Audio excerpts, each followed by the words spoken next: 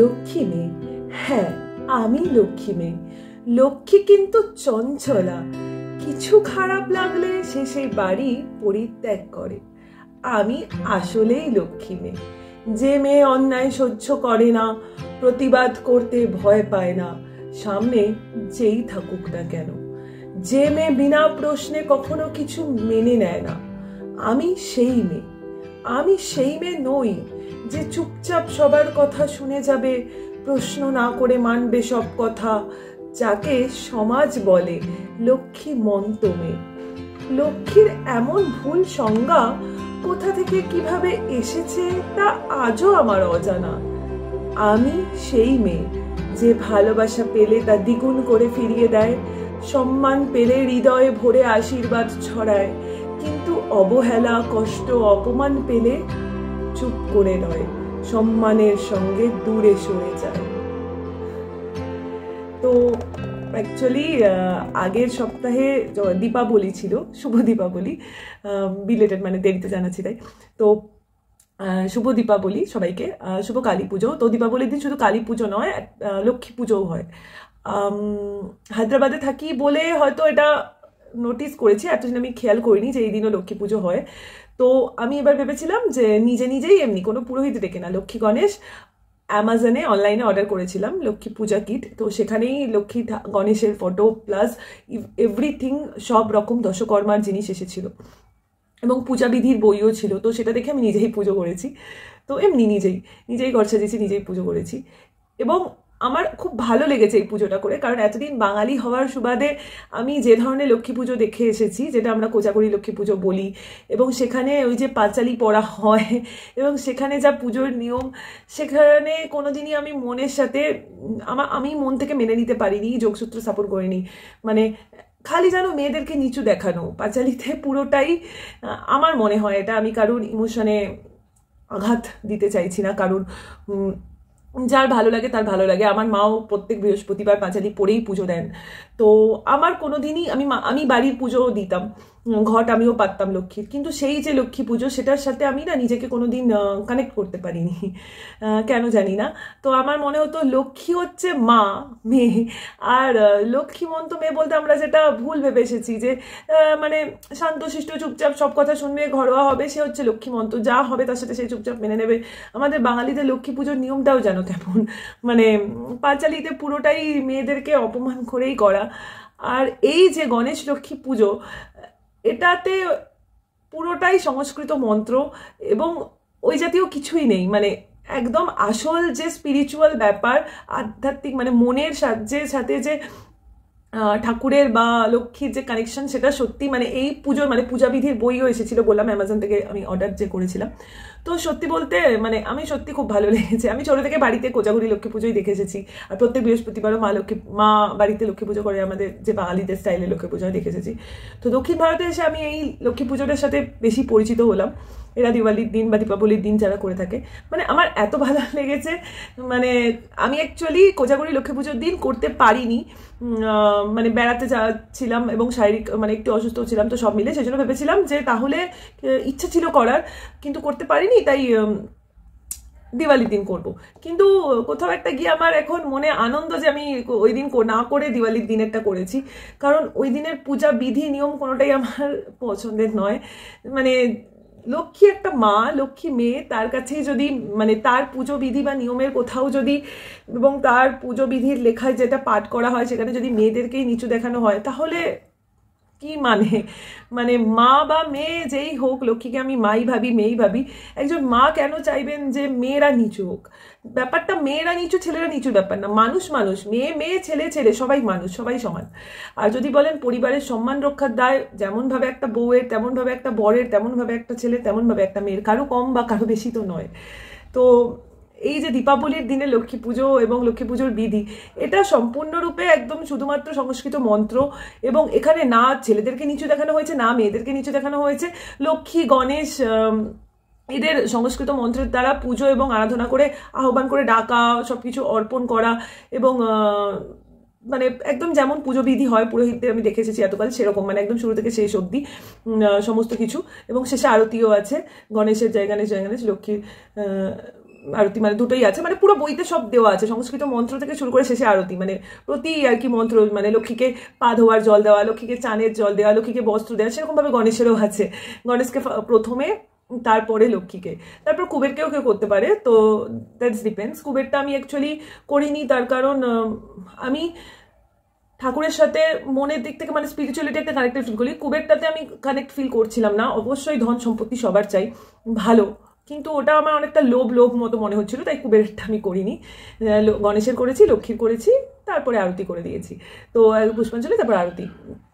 তো মানে কুবেরটা হচ্ছে গয়নাগাটি টাকা পয়সা রেখে করা যায়, কিন্তু কুবেরের করতে গেলে মাথার মধ্যে ধন আসবে, সম্পত্তি আসবে, তো সেখানে আমার মনে হলো স্পিরিচুয়ালিটি কানেকশন কোথাও ফিল হবে না, খালি লোভ থাকবে, সেই জন্য আমি কুবেরটা করিনি। তো গণেশটা লক্ষ্মীটা করেছি, আর মনটা এতটা শান্ত ছিল, এতটা ভালো লাগছিল।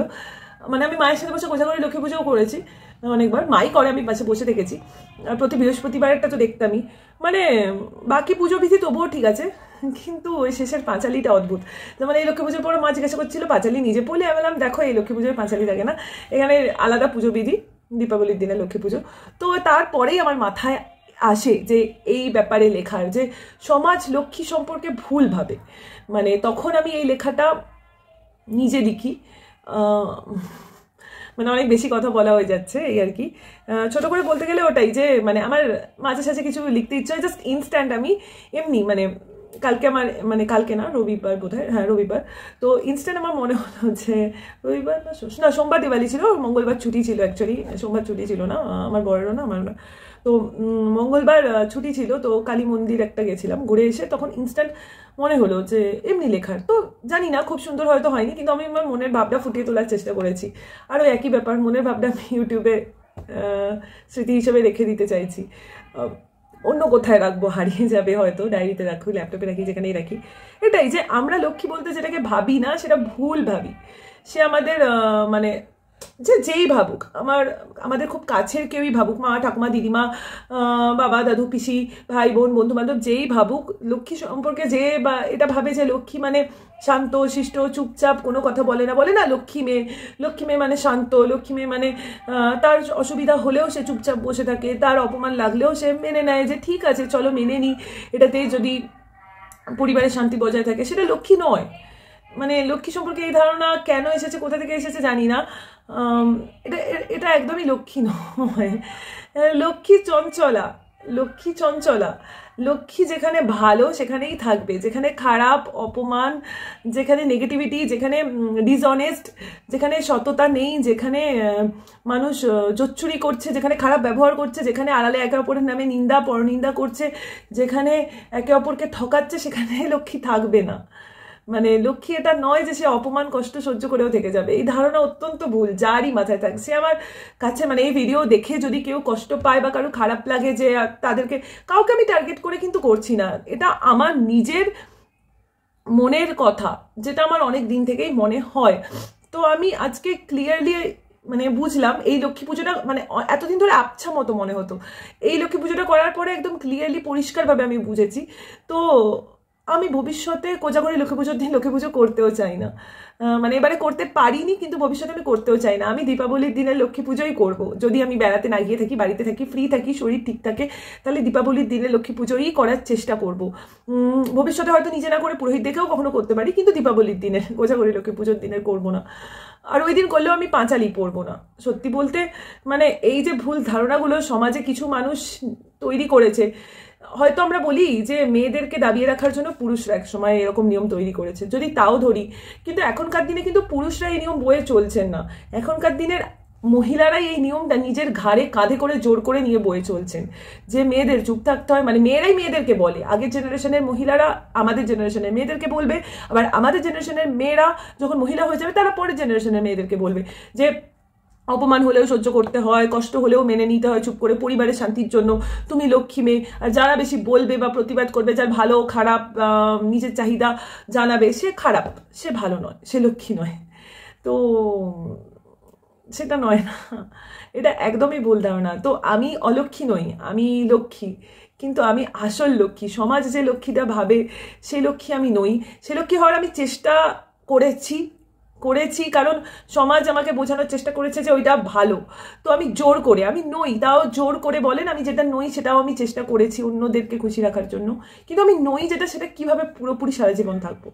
যে আমাকে ভালোবাসবে, যে সত্যি মানুষ ভালো, যার মনে সত্যি কোনো মানে নেগেটিভিটি নেই, যে পরনিন্দা পরচর্চা করে না, যে সৎ, কাউকে কখনো টাকা পয়সা নিয়ে ঠকায়নি, যে কখনো কারোর পিছনে তার নামে নিন্দা করে না, তো সেরকম মানুষের প্রতি আমি খুব খুব খুব ভালো, মানে তার সুবিধা অসুবিধা দরকার, তার প্রতি ভালোবাসা। কিন্তু যে নয় ওরকম, যে অন্যের আড়ালে তাকে নিয়ে চর্চা করে, নিন্দা করে, জোর চোর মানে টাকা পয়সার দিকে সৎ না, মনে সবসময় সবার নামেই এর নামে খারাপ, ওর নামে খারাপ, ওর নামে খারাপ বলতে থাকে, লোকজনের ভালো সহ্য হয় না, তো এরকম মানুষ মানে অবশ্যই তাদেরকে আমি থেকে দূরে থাকি, মানে অপমান তাদেরকে উল্টে আমি করতে চাই না। এমন নয় যে তারা খারাপ বলে আমিও তাদের সাথে মুখ লেগে খারাপ হতে যাব, আমি শুধুমাত্র তাদের থেকে দূরে সরে যাই, মানে যেটা আমি শেষ লাইনে বলেছি যে সসম্মানে আমি দূরে চলে যেতে জানি, তো সেটাই এটাই।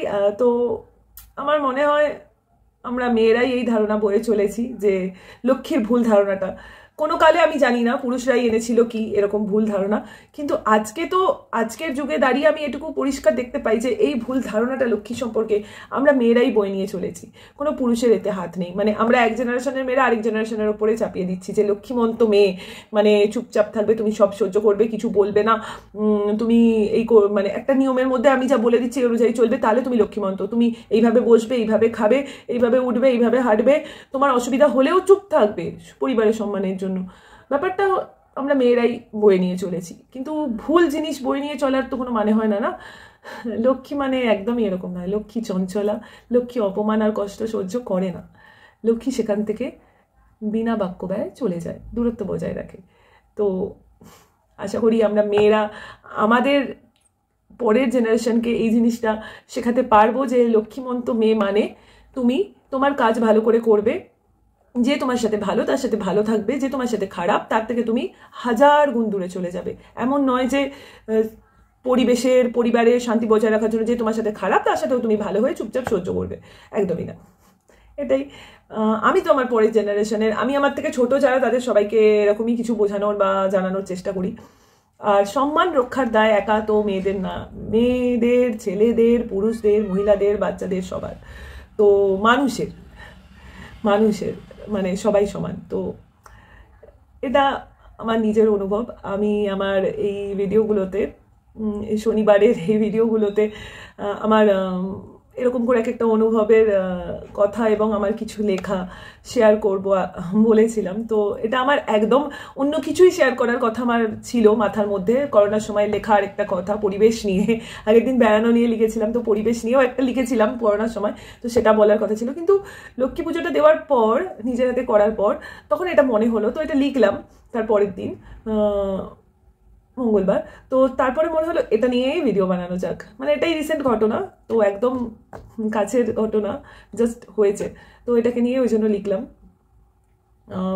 এমন কিছু ভালো হয়েছে লেখা তা নয়, কিন্তু ওই আর কি, আমি জানি না আমি কতটা সবার ধারণা বলতে পারবো, কিন্তু আমি চাইছি যদি 2-4 জনেরও ধারণা বদলায় লক্ষ্মীমন্ত মেয়ে সম্পর্কে।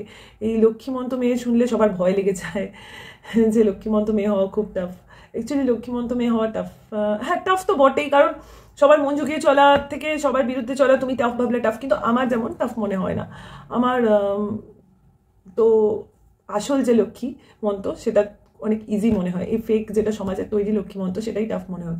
সেটা আমি চেষ্টা করে দেখেছি, বললামই তো যে সবার মন জুগিয়ে চলা, সবার অনুযায়ী চলা, চেষ্টা অনেক করেছি, কিন্তু তাতে লাভ কিছুই হয় না, নিজেই কষ্ট পাবে এবং নিজের জীবনের ক্ষতি করবে। তো যে ভালো তার সাথে ভালো থাকো, যে খারাপ তার থেকে 1000 গুণ দূরে থাকো। তার সাথে ভালো থাকারও দরকার নেই, তার সাথে খারাপ থাকারও দরকার নেই, তাকে তুমি তোমার জীবন থেকে দূরে সরিয়ে ফেলে দাও। লক্ষ্মী বদলা তো নিতে যায় না, না, লক্ষ্মী চঞ্চলা, যে বাড়িতে সে অপমান বা কষ্ট পায় সেই বাড়ি ছেড়ে সে বেরিয়ে যায়, আরেকটা যে বাড়িতে তাকে সাদরে গ্রহণ করা হয় সে সেখানে যায়। তাহলে তুমিও তাই করবে, যে তোমার সাথে ভালো তার সাথে ভালো, আর যে মানুষরা খারাপ তাদের থেকে তুমি দূরত্ব বজায় রাখো, অনেক দূরে, তাদের নাগালের বাইরে, তাদের ধরাছোঁয়ার বাইরে। এটাই। ঠিক আছে, আজ এইটুকুই। পরের দিন আমি আবার আমার নতুন কোনো অনুভব যদি আসে সেটা নিয়ে গল্প শেয়ার করব, বা কিছু লিখে থাকলে সেটা শেয়ার করব, বা না হলে পুরনো যে করোনার সময় লেখা সেটা বলবো। ওকে, সবাই ভালো থাকবেন। আর আশা করি দিওয়ালি খুব ভালোভাবে কাটিয়েছেন। কালী পুজো, এখানে কালী পুজো মানে দেখতে পাইনি। ভেবেছিলাম রামকৃষ্ণ মিশন যাব, কিন্তু মঙ্গলবার আমার হাজব্যান্ডের মানে আমার বরের অফিসের মিটিং ছিল, তো অতএব যাওয়া সম্ভব হয়নি। নাহলে রামকৃষ্ণ মিশনে যেতাম মঙ্গলবার। সোমবার তো কালী পুজো, সোমবার লক্ষ্মী পুজো দিয়ে দিয়েছি। এবার সোমবারই রাতে ছিল বোধহয়, যাই হোক, কিন্তু মিটিং ছিল, তো মিটিংয়ের মধ্যে তো যাওয়া সম্ভব না, তো তাই যাওয়া হয়নি। লক্ষ্মী পুজো দিয়ে উঠে না হলে বেরিয়ে যেতাম বাইক নিয়ে, বা বাইক নিয়ে যেতাম, কিন্তু মিটিং ছিল তো যাওয়া সম্ভব হয়নি, তো কালী পুজো দেখতে পাইনি। কালী পুজোর পরের দিন ওই জন্য গেছিলাম কালী ঠাকুর দর্শনে, পুজোর সময় যাওয়া হয়নি।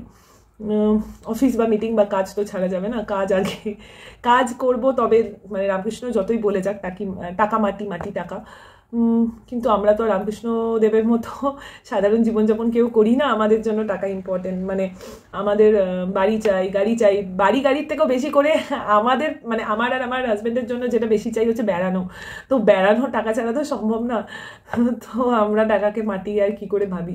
হেঁটে হেঁটে বেড়াবো, এটাও মানে মানে একটু বাড়াবাড়ি ভাবনা হয়ে যাবে, ইললজিক্যাল হয়ে যাবে। তো অফিস মিটিং, কাজ, পড়াশোনা, এইসব তো ইম্পর্টেন্ট। তারপরে টাইম থাকলে যেতাম, হয়নি কালী পুজোয় যাওয়া। কালী ঠাকুরের এমনি দর্শন করে নিয়েছি, এই আর কি। ঠিক আছে, সবাই ভালো থাকবেন, আর আপনার আশেপাশের লোকজনকেও ভালো রাখবেন, আর নিজেকেও ভালো রাখবেন। নিজের এই সমস্ত যা ছোটোখাটো শখ আছে আমার মতো, কবিতা লেখা হোক, গান করা হোক, সেগুলো করবেন, সেগুলো চর্চা করবেন। কি বলুন তো, আমরা সবাই না ব্যস্ত হয়ে গেছি, কাজ, টাকা, সংসার, বাকি সব কিছু, মানে আমার শখের মধ্যে বেড়ানোটাও পড়ে, এমন নয় যে শুধু লেখা বা বলা।